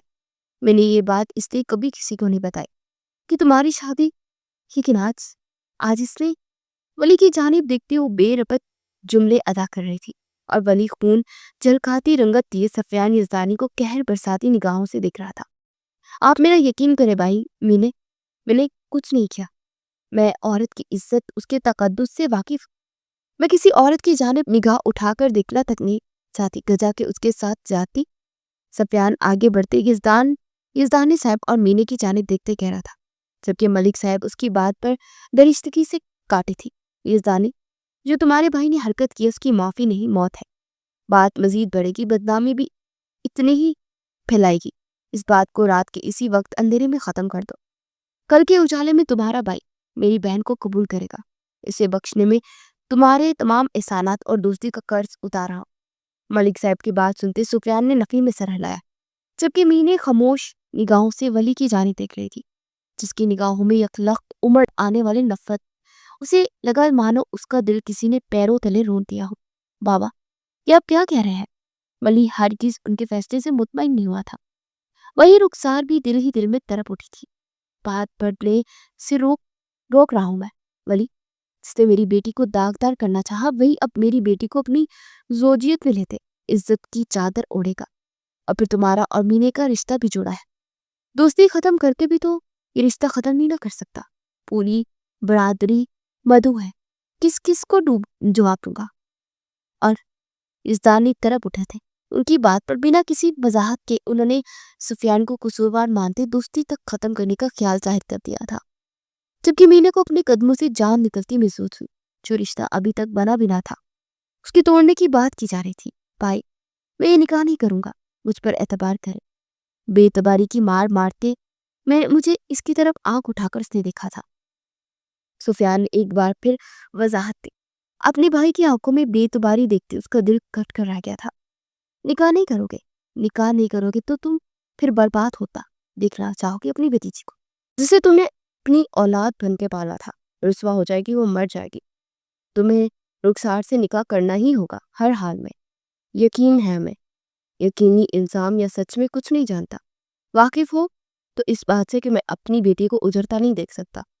یزدانی صاحب سفیان صاحب کے عارض پر در در تمانچے رسید کرتے چیخے۔ مینے نے ہچکی بڑھتے ولی کی جانب دیکھا، جس نے ایک بار بھی سعید صاحب کی بات سے انحراف کرتے اپنی محبت کا دفاع نہیں کیا تھا، نہ اس کے اسپاٹ تاثرات میں اس رشتے کو ختم کر دینے کی بات پر کوئی بدلاؤ آیا تھا۔ وہ تو پتھر گمان کر رہا تھا، اور اس کا یہ اسپاٹ انداز مینے کی جان پر بنایا۔ رنگت بے تحاشا زرد ہوئی تھی۔ ایک طرف خونی رشتہ تھا جس پر اندھا یقین تھا، دوسری طرف محبت جس کے بنا سانس اکھڑ جاتی، موت گلے لگا لیتی۔ وہ خاموش تھی۔ سفیان صاحب کے دفاع میں بولا گیا ایک بھی لفظ اسے ایک گہری اذیت میں مبتلا کر سکتا تھا۔ سفیان صاحب میں سرخ رنگت دیے مینے کی جانب دیکھا، جس کا چہرہ آنسوؤں سے تر تھا، رنگت زرد۔ ان کے پہلوؤں میں بائیں جانب ٹھیس سی اٹھی۔ مینے ان کی جان تھی، اپنی وجہ سے وہ اسے برباد ہوتا نہیں دیکھ سکتے تھے۔ مجرم نہ ہوتے ہوئے بھی وہ جرم قبول کرتے، سزا کے آگے سر جھکا گئے تھے، اور رخسار کو لگا کہ اس کے وجود سے سانسیں بے دردی سے کھینچ لی گئی ہو۔ کچھ وقت پہلے جو گھر شادی کی شہنائیوں اور کہکوں سے گونج رہا تھا، وہاں محض سکوت ہی سکوت تھا۔ اگلا دن جس کا سب کو بے صبری سے انتظار تھا، عود آیا تھا، لیکن اب پرجوشی معدوم تھی۔ اسٹیج پر 2 صوفوں کا انتظام کیا گیا تھا۔ ایک جانب صرف عروسی لباس میں سجی مینے بیگی نگاہیں انابی ہونٹوں میں ہتھیلیوں پر ٹکائے بیٹھے ہر گزرتے لمحے کے ساتھ اپنے دل کی دھڑکنوں کو عروج پر دھڑکتے محسوس کر رہی تھی۔ پہلو میں بیٹھا شخص اور اس کا سرد انداز اسے گہری اذیت میں مبتلا کر رہا تھا۔ رات سے جو خاموشی کی چادر ولی اوڑھ چکا تھا، وہ خاموشی مینے کے دل میں کئی خدشات کو جنم دے رہی تھی، جبکہ دوسرے صوفے پر رخسار برجمان لمحہ بلمحہ اپنی سانسوں کی ڈور میں کھچاؤ محسوس کرتے بارہا اپنی نم ہتھیلیاں رگڑ رہی تھی۔ اس کا کیا جانے والا عمل اس کے ہی گلے کا پھندا بن گیا تھا۔ وہ مرزا بیگ کے علاوہ کسی مرد کا تصور تک ذہن میں نہیں لاتی تھی، اور آج کسی اور کے عقد میں جانے کے لیے تیار بیٹھی تھی، جبکہ سفیان غائب تھا۔ یزدانی صاحب اور ملک صاحب سفیان کے منتظر تھے، جو آنے کا نام ہی نہیں لے رہا تھا۔ وقت کو گزرتے اور مہمانوں کو سرگوشیوں میں باتیں کرتا دیکھ یزدانی صاحب اور ملک صاحب نے مینے اور ولی کے نکاح کی کارروائی شروع کی۔ ایجاب و قبول کا مرحلہ شروع ہوا، اور چند منٹوں میں ہی مینے یزدانی ولی فراز کی بیوی کے درجے پر فائز ہوئی۔ صاحب جی، نکاح ہو گیا مینے بی بی کا۔ مبارکباد کا شور گونجا، اور شور کے درمیان یزدانی صاحب کا خاص ملازم فون کان سے لگائے سفیان یزدانی کو اطلاع دے رہا تھا، جس پہ سکون کا سانس بھرتے اپنی آنکھیں بند کرتے کھول تھی۔ جا کر وہ خط جو میں نے تمہیں دیا تھا وہ بھائی کو دے دینا، سنجیدگی سے کہتے وہ کال بند کرتے موبائل اپنی جیب میں ڈال گیا۔ مجھے یقین ہے ولی تمہیں کبھی بھی نہیں چھوڑے گا، بے شک مجھ سے اب نفرت کرے گا اور شاید تم سے بھی، لیکن میں ہرگز ایک ایسی عورت سے شادی نہیں کر سکتا جس کا دامن داغدار ہو۔ جلد یا بدیر سب ٹھیک ہو جائے گا۔ اپنے بیگ پر گرفت مضبوط کرتے ہوئے تصور میں مینے سے مخاطب ہوتے بین الاقوامی روانگی کے ڈپارچر کی جانب بڑھ گیا، اس بات سے انجان کی اس کی قیاس ارائیاں غلط ثابت ہونے والی ہے۔ ملازم نے خط یزدانی صاحب کو تھمایا تھا، جسے پڑھتے ان کی رنگت تیزی سے سفید پڑی تھی۔ ملک صاحب جنہیں کسی انہونی کا خدشہ تھا، ان کے ہاتھ سے خط چھپٹ گیا۔ خط پر نظر پڑنے کی دیر تھی کہ ملک صاحب ڈھہ گئے۔ مینے کے پہلو میں برجمان ولی تیزی سے ملک صاحب کی جانب آگا۔ مینے بھی اپنا لہنگا اٹھائے اس کی تقلید میں بڑھی، جہاں وہ زمین پر گرا خط پڑھتے ہاتھوں کی مٹھیاں پیچ گیا تھا۔ اگلے ہی پل وہ خط کے ٹکڑے کرتے ہوا میں اچھال گیا۔ مینے کی سانس اٹکی، جو کچھ پل پہلے ولی کی زوجیت میں جانے کے لیے بحال ہوئی تھی۔ ولی کے بچھڑے انداز کو دیکھتے مینے کے لبوں نے جھنبش کی، لیکن اگلے ہی پل اسے ساتوں آسمان اپنے سر پر گرتے محسوس ہوئے۔ ولی افروز ملک ایک جھٹکے میں اسے آسمان سے زمین پر پٹک گیا تھا۔ جس طرح میری پھپھو آج رسوا ہوئی ہے، اسی طرح آپ کی بیٹی بھی رسوا ہوگی یزدانی صاحب۔ آپ کے بھائی نے میری پھپھو کو ٹھکرایا اور اب میں آپ کی بیٹی کو ٹھکراتا۔ اس کے لفظ مینے کے پیروں تلے سے زمین کھینچ گئے تھے، جبکہ رخسار جسے اپنی سانس سے گھٹتی ہوئی محسوس ہو رہی تھی، اس کی سانس میں سانس آئی۔ مینے پتھرائی کیفیت میں مبتلا خود سے کچھ دوری پر کھڑے ولی کو یک ٹک دیکھ رہی تھی، جس نے چند لمحے قبل اسے اپنے عقد میں قبول کرتے ان دونوں کی محبت کو امر کیا تھا، اور اب وہ اسی محبت سے منہ موڑتے اپنا دامن آزاد کرواتے بڑی محفل میں اسے رسوا کرتے اسے دھتکار رہا تھا۔ بوڑھی کاجل سے لبریز آنکھوں میں یکلفت نمی نے اپنی جگہ بنائی تھی۔ افروز لبوں نے ہلکی سی جنبش دی، پتھریلے وجود پہ ہلچل ہوئی۔ وہ قدم روانگی سے بڑھاتے درمیان میں حائل فاصلہ مٹاتے اس کے بے حد نزدیک آتے، اس کی سرمئی آنکھوں میں اپنی آنکھیں گاڑ کے میرا کیا قصور تھا؟ حلق سے بامشکل آواز برآمد ہوئی۔ ولی نے سرد نگاہیں اس حسین مورت کے بدحواس چہرے پر ڈالتے اپنے ہاتھوں کی مٹھیاں سختی سے کسی کہ ہاتھوں کی نیلی اور ہری رندیں ابھر کر ظاہر ہونے لگی۔ تمہارا قصور یہ ہے کہ تمہاری رگوں میں بھی اسی شخص کا خون دوڑتا ہے جس نے ہمیں برباد کیا، امرین یزدانی، جس شخص کی بدولت میری پھپھو کی سفید چادر پر کالت کا داغ لگا، جس کی بدولت آج بڑی محفل میں وہ رسوا ہوئی۔ افروز ملک اس شخص سے جڑی عورت کو کبھی قبول نہیں کرے گی۔ تمام عمر میرا نام تمہارے نام سے جڑا رہے گا، لیکن میرا ساتھ تمہارے نصیب میں نہیں ہوگا۔ سرد چنگھاڑتی آواز محفل میں گونجی تھی۔ سب مہمان کانوں کو ہاتھ لگاتے چامگوریوں میں مشغول ہوئے، جبکہ یزدانی صاحب شکست خوردگی کے سبب لڑکھڑائے تھے۔ منہا بیگم نے انہیں سہارا دیا، وگرنہ وہ زمین بوس ہو جاتے، جبکہ ملک صاحب تو صدمائی کیفیت میں سر تھامے بیٹھے ہوئے تھے۔ امرینی کی متواتر آنسیں آنسو بہ رہے تھے اور تھم نہیں رہے تھے۔ مقابل کا لفظ تازیانے کی مانند اس کی سماعتوں میں بجتے اس کی رگ رگ میں اذیت اتارتے چلے تھے۔ وہ پھٹی نگاہوں سے مقابل کی صفاق کی بہرا روپ دکھ رہی تھی۔ ولی افروز ملک کبھی اس کے لیے بھی صفاق ہو سکتا تھا۔ یہ ناممکن سی بات تھی جو آج ممکن ہو چکی تھی۔ تو تم انتقام لوگے افروز ملک اپنی امرینے سے انتقام لکھا، جس پر آنے والی ہر مصیبت وہ اپنے سر لے لیتا ہے۔ وہ ٹوٹ کر بکھری اپنے لرزتے وجود کو سنبھالتی افروز کا بازو جکڑے بے یقینی سے گویا کی انتقام ہی سمجھ لو۔ افروز ملک امرین یزدانی پر تمام حق حاصل کرنے کے بعد اس سے دستبرداری اختیار کرتا ہے۔ افروز ملک بڑی محفل میں امرین یزدانی کو ٹھکراتا ہے۔ ٹھکرائے جانے کی وہ اذیت جو میری پھپھو برداشت کریں گی، وہ آج سے ابھی سے امرین یزدانی کی جھولی میں ڈال دی گئی ہے۔ سفیان یزدانی نے جو کیا اس کا خمیازہ اس کی بھتیجی بھگتے گی۔ کچھ روح لب فرسا ہوتے ہیں کہ روح اس کے لفظوں کے سبب بلبلا اٹھتی ہے، جسے گرم کھولتا لاوا جو روح پہ انڈیل دیا گیا ہو، اور روح پھڑ پھڑاتے آپ کے جن قطروں کو ترس رہی ہے۔ کچھ ایسا ہی اثر افروز ملک کے لفظ خود میں بسائے ہوئے تھے، لیکن حیرت در حیرت تھی کہ امرین یزدانی پھڑ پھڑانے، مزاحمت کرنے، ترکنے اور فریاد کرنے کے بجائے یہ ساکن کھڑی تھی کہ مانو نرم مٹی سے بنا وجود پتھر ہو گیا ہو۔ افروز ملک اس کا ہاتھ بے دردی سے جھٹکتے کروفر سے نکلتا چلا گیا، ایک معصوم دل توڑ کر، ایک روح پر زخم ثبت کرتے، ایک نادان محبت اجاڑ کر۔ مزید وہاں ٹھہرتا تو مینے یزدانی کے ساکن وجود کو دیکھتے ہار جاتا، جو انتقامانہ جذبہ سینے میں سر اٹھا چکا تھا۔ وہ معدوم پڑ جاتا۔ اس کے جاتے ہی ملک صاحب اپنی زوجہ رخسار کو لیے وہاں سے نکلتے چلے گئے۔ یزدانی بھی تہے دامن رہے اور ملک بھی۔ مینے اجڑی حالت لیے اپنے ماں باپ کے سنگ اپنے گھر لوٹ آئی۔ وقت کا کام ہے گزرنا، سو وہ گزر گیا۔ ولی افروز اپنے لفظوں کا پکا ثابت ہوا، پلٹ کر مینے کا حال تک نہ پوچھا، اور مینے یزدانی اپنی محبت کو نفرت میں بدلنے کی جدوجہد کرنے لگی۔ روح پر زخم اور دل کے کئی ٹکڑے لیے وہ زندگی گزارنے لگی جسے اسے ولی کی سنگت میں جینی تھی۔ سفیان کے جانے کے سبب بزنس مینے نے سنبھالا، اور چند ہی سالوں میں وہ بزنس کو مزید ترقی کی بلندیوں تک پہنچا گئی۔ یزدانی صاحب کے لیے دھچکا اس قدر شدت بھرا تھا کہ ان کی طبیعت دن بدن ڈھلتی چلی گئی۔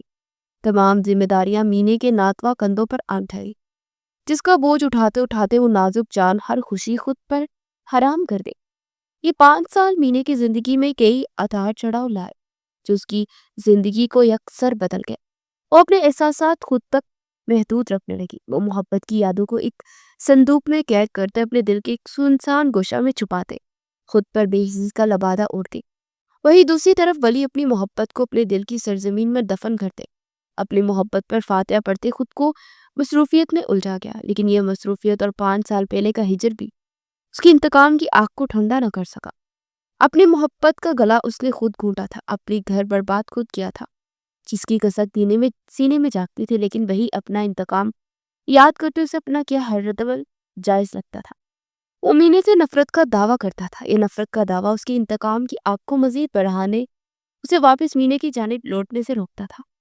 5 سال کی بعد کی ملاقات ان دونوں کے لیے غیر یقینی تھی۔ ولسن اور یزدانی صاحب کے درمیان بزنس ٹرمز تھے۔ اسی سبب ولسن نے اپنے پروجیکٹ کے لیے ان سے رابطہ کیا۔ تب یزدانی نے مینے کے بارے میں اسے آگاہ کیا اور مینے کو لندن بھیجتے ڈیل فائنل کرنے کو کہا۔ مینے جو کاروباری سلسلے میں لندن آئی تھی، ولسن کے آفس میں قدم رکھتے دوسرے پارٹنر کے بارے میں جانتے بے یقین بھی دل میں آیا کہ پلٹ جائے، لیکن آخر کب تک؟ کبھی نہ کبھی تو سامنا کرنا ہی تھا نا۔ اسی سبب خود پر قابو پاتے اپنے تمام احساسات اور جذبات کو چھپائے وہ کمال اعتمادی کا مظاہرہ کرتے ولی سے ملی تھی، لیکن 5 سال بعد بھی اس شخص کی نگاہوں میں، لفظوں میں اپنے لیے محض نفرت اور دھتکار محسوس کرتے اس کے زخمی دل تڑپ اٹھا تھا۔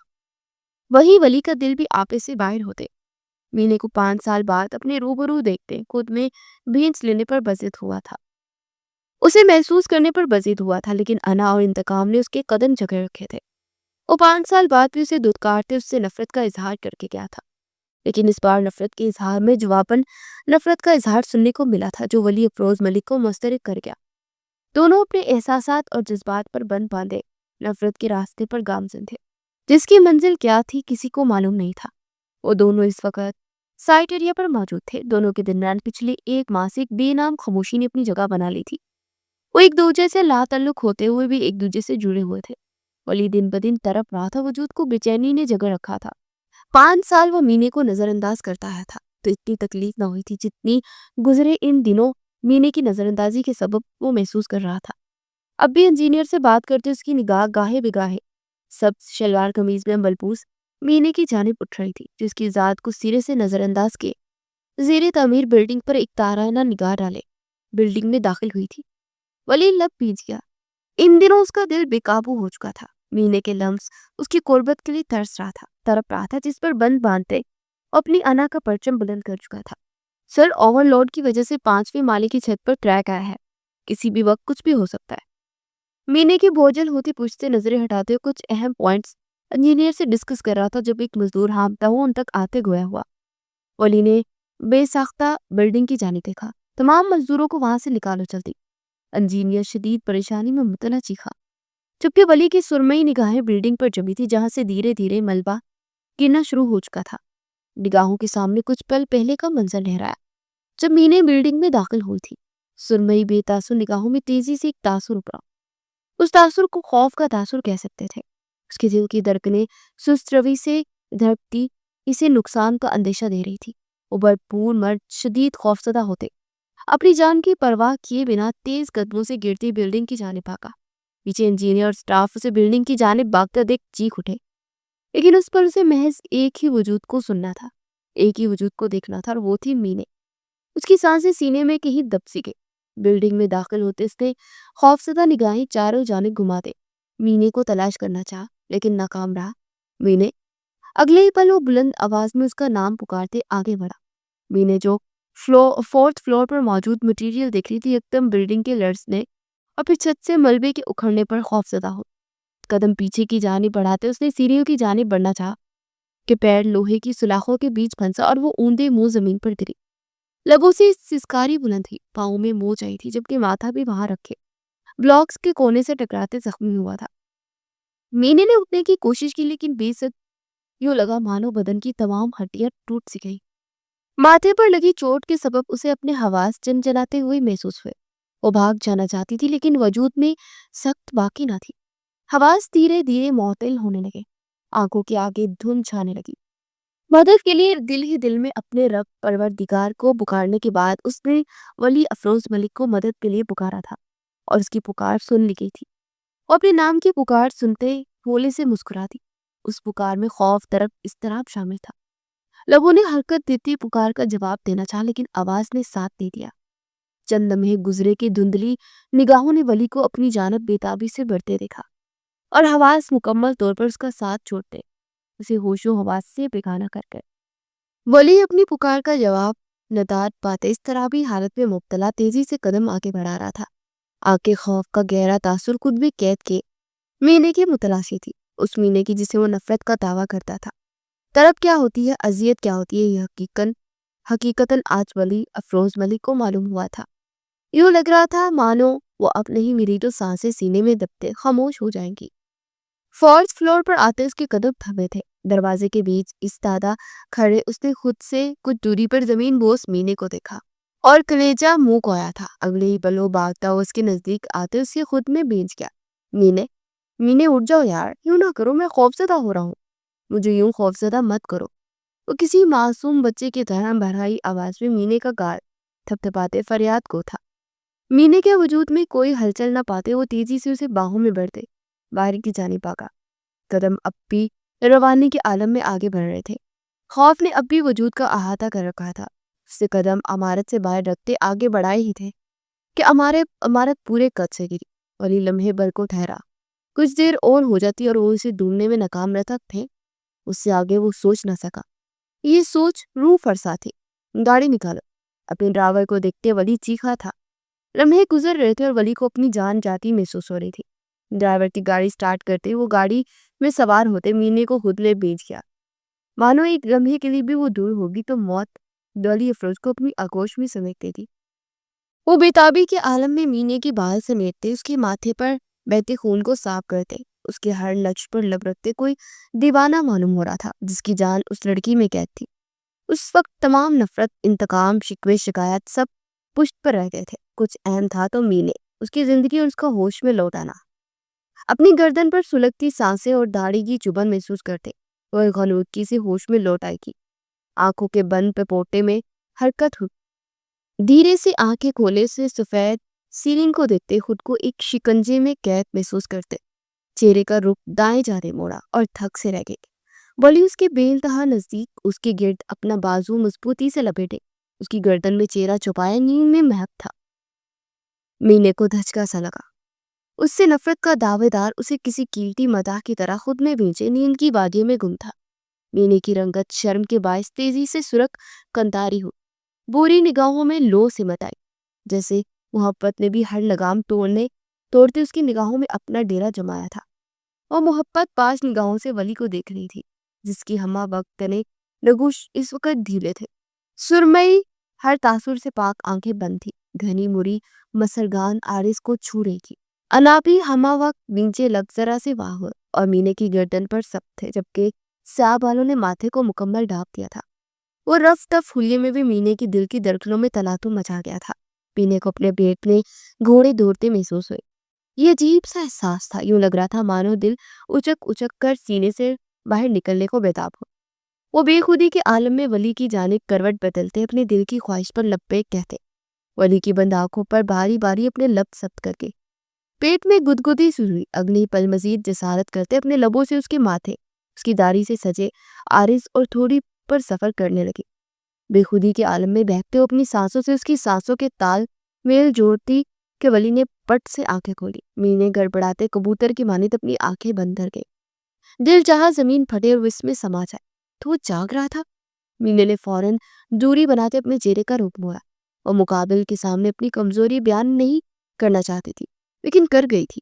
وہ آج بھی مقابل کے پیار اس کے ساتھ کے لیے ترس رہی تھی۔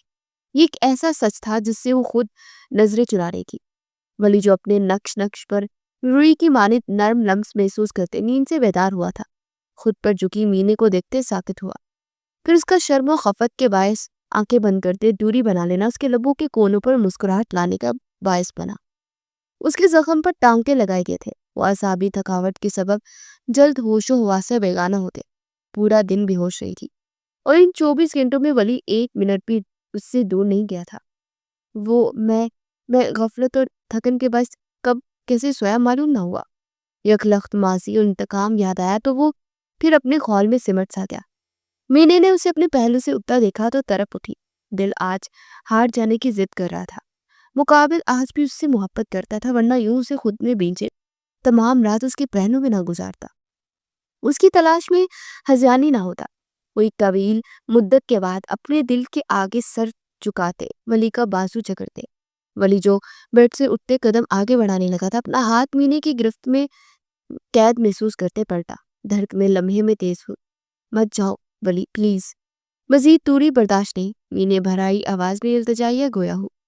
ولی کا دل پسیج سا گیا، لیکن وہی انا، دوری برداشت کرنا تمہارے مقدر میں لکھا جا چکا ہے۔ میں ہجر کا فیصلہ 5 سال پہلے سنا چکا ہوں۔ مینے ولی لہجہ کو بے تاثر بناتے بولا تھا، جبکہ اندرونی حالت توڑ پھوڑ کا شکار ہوئی تھی۔ ولی پھر اس خوشبو، اس لمس کا تمنائی ہوا تھا جس کے گھیرے میں وہ کچھ پل پہلے قید تھا۔ مینے کی آنکھوں میں ٹھہرے آنسو پلکوں کی باہر توڑتے بہ نکلے۔ میں سزا کی حقدار نہیں بنی، مجھے سزا مت دو۔ میں اپنا پندار، اپنی عزت نفس، اپنی نسوانیت پیروں تلے رونتے آج تم سے تمہاری محبت اور ساتھ مانگتی ولی مجھے پھر سے تحت دامن مت کرو۔ میں جانتی ہوں تم مجھ سے نفرت نہیں کرتے، کر ہی نہیں سکتے، اور آج مجھے یقین ہو چکا ہے۔ تمہاری پکار میں خوف تھا، میرے دور ہو جانے کا خوف۔ تم آج بھی مجھ سے محبت کرتے ہو، ولی لوٹ آؤ میرے پاس، اپنا لو مجھے۔ ہماری محبت کو انتقام کی نظر مت کرو۔ وہ اٹھ کر بیٹھتی ولی کے ہاتھ پر سر ٹکائے شدت کریا سے روتے ہوئے فریاد کری تھی۔ ولی کو اس کا ہر آنسو اپنے دل پر تیزاب کی مانند گرتا محسوس ہوا۔ وہ لب پیچھے ضبط سے اس کی جانب دیکھ رہا تھا، جس کے لرزتے وجود کو سینے میں بھیج لینے کی چاہت دل کر رہا تھا، لیکن ہائے رے انا جس کی مینے تک جاتے راستے کے بیچ دیوار بن کر کھڑی تھی۔ ہاں یہ سچ ہے، میں تم سے نفرت نہیں کر پایا، لیکن اب محبت بھی نہیں ہے۔ تم میرے نام کے ساتھ منسوب عورت ہو، میں تمہیں مرنے کے لیے نہیں چھوڑ سکتا تھا۔ اپنے آپ کو غلط فہمیوں سے باہر نکالنا میرا فیصلہ آج بھی وہی ہے جو 5 سال پہلے تھا۔ میں سفیان یزدانی کی بھتیجی کو کبھی اپنا ساتھ نہیں دے سکتا۔ تمہارے اور میرے درمیان محض انتقام ہے، محض انتقام۔ وہ لفظوں کے تھپڑ رسید کر دیا تھا نیلے کے منہ پر۔ مینے کی ہچکیاں تھم سی گئی۔ کہتا تھا مرنے کے لیے نہیں چھوڑ سکتا، اسے کوئی بتاتا 5 سال پہلے اسے مرتا ہی چھوڑ گیا تھا۔ تم مجھے دوسری بار دھتکار رہے ہو ولی۔ میں نے اپنا سب کچھ تمہارے قدموں تلے رکھتے تم سے تمہارا ساتھ مانگا تھا۔ مینے نے سر اٹھائے، سرخ نگاہیں ولی کے چہرے پر مرکوز کیے کہا تھا۔ ولی نظریں چرا گیا۔ میں نے مجبور نہیں کیا تھا۔ عجیب شخص تھا، اسے مکمل طور پہ بے نیازی برت رہا تھا۔ مینے کی عزت نفس اسے دہائیاں دینے لگی، جسے قربان کرتے اس شخص کے آگے فریاد کو ہوئی تھی۔ میں اب کبھی تمہاری جانب نہیں لوٹوں گی۔ میں تم سے نفرت نہیں کر پائی تھی ولی افروز ملک، لیکن آج تم نے میرے دل سے اپنی محبت نوچ اکھاڑ پھینکتے نفرت کا بیج بو دیا۔ مینے یزدانی تم سے اب اس قدر دور چلی جائے گی کہ تم میرے سائے تک بھی رسائی حاصل نہیں کر پاؤ گے۔ مینے اپنے آنسو بے دردی سے صاف کرتی بیڈ سے اٹھتے داخلی دروازے کی جانب پڑے کہ اس جلد بازی میں اس کا سر چکرایا۔ مینے لڑکھڑاتی اس سے قبل ولی اسے تھامتا، خود سنبھلتے اس کے ہاتھ چٹکتے۔ جس عورت کو اس کا مرد تنہا چھوڑ دے وہ ہر موڑ پر یوں ہی لڑکھڑاتی ہے۔ اس کے لیے خود کو سنبھلنا خود ہی ضروری ہوتا ہے، اور وہ خود سنبھلنا سیکھ جائے تو مرد کی وقت ایک کھوٹے سکے سے بھی کم ہو جاتی ہے۔ اور اب مجھے سنبھلنا آ گیا مسٹر ولی۔ اب ہر موڑ پر آپ تو مجھے سہارا دینے کے لیے دستیاب نہیں ہوں گے نا، اسی لیے یہ کچھ पल की कर्म नवाजियां करते मुझे कमजोर करने की कोशिश मत करें। आज से, अभी से आपके और मेरे दरमियान हर रिश्ता खत्म, सिर्फ इंतकाम ही इंतकाम। सर्द लहजे में कहते वो बिना पलटे कमरे से निकलती चली गई, वली को अपने लफ्जों से पत्थर का मुजस्सिम बनाकर। वली ने एक नजर अपने खाली हाथों को देखा, फिर उस रास्ते की जानिब जहां से वो गुजरी थी। मैं यहाँ से बहुत दूर जाना चाहती हूँ चाचू, वो यजदानी मेंशन के मखसूस कमरे में दाखिल होते भराई आवाज में बोली। रॉकिंग चेयर पर झूलते सुफियान साहब ने उसकी जानिब नासमझी से देखा। मीने, सुफियान साहब उसकी सुर्ख आंखें देखते अपनी जगह से उठ खड़े। मैं हार गई हूँ चाचू, आज मुकम्मल हार गई। मैंने बेनियाजी और बेहिसी का खुद में चढ़ा खोल उतारते उसके आगे झुकते फिर उसका साथ मांगा। उसने मुझे दुत्कार दिया। मैं जो उससे नफरत कभी नहीं कर पाई थी, आज वो मुझे मजबूर कर गया खुद से नफरत करने पर। मैं मजीद यहाँ नहीं ठहरूंगी। वो रोते हुए उनके नजदीक आते उनके सीने पर सर रखते बोली थी। सुफियान साहब ने जब्त से अपनी आंखें बंद करते उसकी गिर्द हिसार बांधा। उन्हें 3 साल हो गए थे वापस लौटे। यजदानी साहब, मिन्हा बेगम और मीने को उन पर यकीन था। वो बस हालातों के आगे मजबूर थे, तभी उनके दिफा के आगे कुछ नहीं बोल पाए। लेकिन उनके वापस आते ही उन्होंने उन्हें गले से लगाते उन्हें अपने रवैये की माफी मांगने के साथ साथ सुफियान साहब को भी यूं छोड़ जाने पर मुआफ किया था। ये सब मेरी वजह से, सुफियान साहब कह रहे थे जब मीने ने उनकी हार्ट बीट काटी। आपकी वजह से कुछ नहीं हुआ चाचू। उसने हकीकत जानने की कोशिश ही नहीं की। आंखें देखे पर यकीन करते हमारी मोहब्बत को कुर्बान कर दिया। एक दिन तमाम सच सामने आएगा, आप बेगुनाह करार कर दिए जाओगे।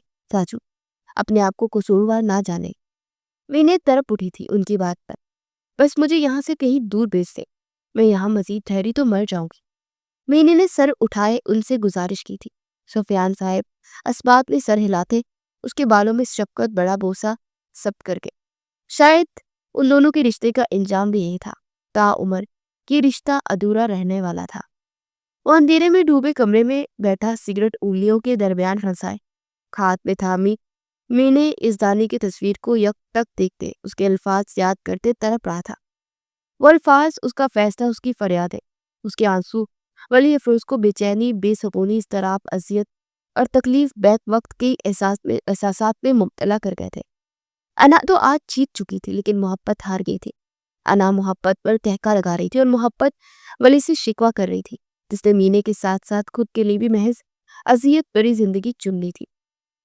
वो इंतकाम में अंधा अपनी और उसकी जिंदगी बर्बाद कर गया था।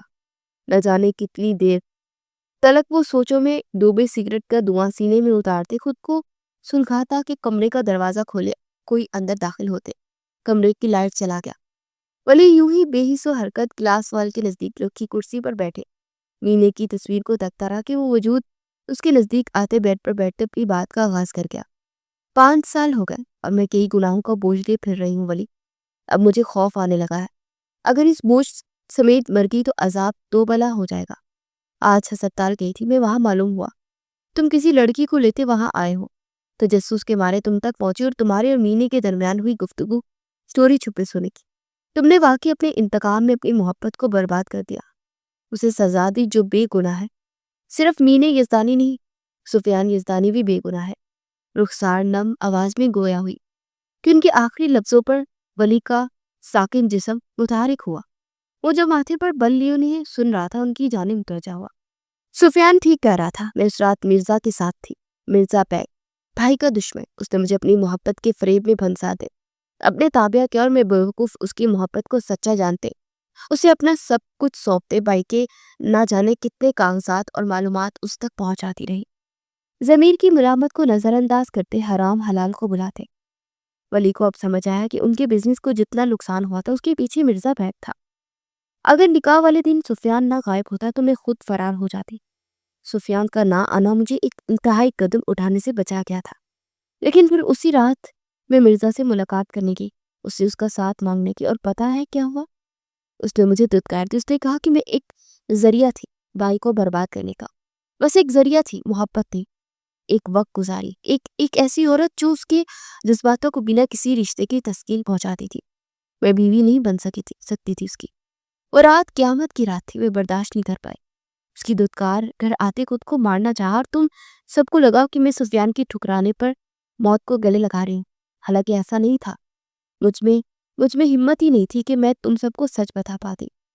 میں نے سچ چھپانے کی آخری حد تک کوشش کی، لیکن کچھ دنوں سے مجھے اپنا آپ غلیظ محسوس ہو رہا تھا. میرا ضمیر مجھے کچوکے لگاتا تھا. بلی میں نے ایک نہیں تین زندگیاں برباد کی. میں معافی کی طلبکار ہوں اور یہ بھی جانتی کہ معافی نہیں ملے گی. بس اتنا کہوں گی، مینے سے معافی مانگتے اپنا گھر آباد کرو. شاید تم دونوں کو خوش دیکھتے میرا بوجھ کم ہو سکے، اور اگر رحم دل میں سمٹ آئے تو مجھے معاف کر دینا. میں تاعمر تمہاری احسان مند رہوں گی. بھائی اور بابی کو سچ بتا کر آ رہی ہوں. ان کا دل وسیع ہے. مجھے گناہگار عورت کو معاف کرتے سینے سے لگا لیا. تم سے بھی یہی امید ہے ولی. تم بھی اپنی پھپھو کو معاف کر دینا. اب جاؤ، دیری مت کرو. اپنی محبت کو واپس حاصل کر لو. اپنی جگہ سے اٹھتے وہ ہاتھ جوڑتے بھیگی آواز میں کہتی کمرے سے نکلتی چلی گئی تھی. ولی کو لگا وہ سانس نہیں بھر پا سکے گا کہ اس سے کیا ہو گیا تھا، کہ وہ کیا کر بیٹھا تھا. سماعتوں میں مینے کے لفظوں کی بازگشت گونجی. ولی ایک جھٹکے سے اٹھ کر بیٹھا. اسے خود سے دور نہیں جانے دے سکتا تھا. وہ بجلی کی تیزی سے کمرے سے نکلا تھا. منزل یزدانی مینشن تھا. یزدانی مینشن میں اس وقت محض خاموشی کا راج تھا. سفیان صاحب بے تاثر چہرہ لیے ولی کی جانب دیکھ رہے تھے، جو شکست خوردہ وجود لیے ان سے معافی کا طلبکار تھا، جبکہ اس کی نگاہیں مینے کی متلاشی تھی. جس کی تلاش تم یہاں تک آئے ہو نا، تمہاری جانب سے ملے جانے والے زخموں کی تاب نہ لاتے. تم سے بہت دور جا چکے ہیں ولی افروز ولی. ہم نے تمہیں معاف کر دی ہے. ان میں کوئی رنجش نہیں، بس ایک شکوہ ہے کہ مینے ان سب کی حقدار نہ تھی. سفیان صاحب کا لہجہ اختتام میں تعصب بھرا تھا. ولی لب بھیج جاؤ. سرخ نگاہوں میں ٹھہرے آنسو کسی بھی وقت بہتے اس کے ٹوٹے ضبط کا پتہ دے سکتے تھے. وہ بامشکل آنسو کو پیتے انہیں بہنے سے روک رہا تھا، تو آخر وہ اپنا ہجر سونپ گئی تھی. 5 سال پہلے جو اس نے کیا آج وہ مینے نے کر دکھایا تھا.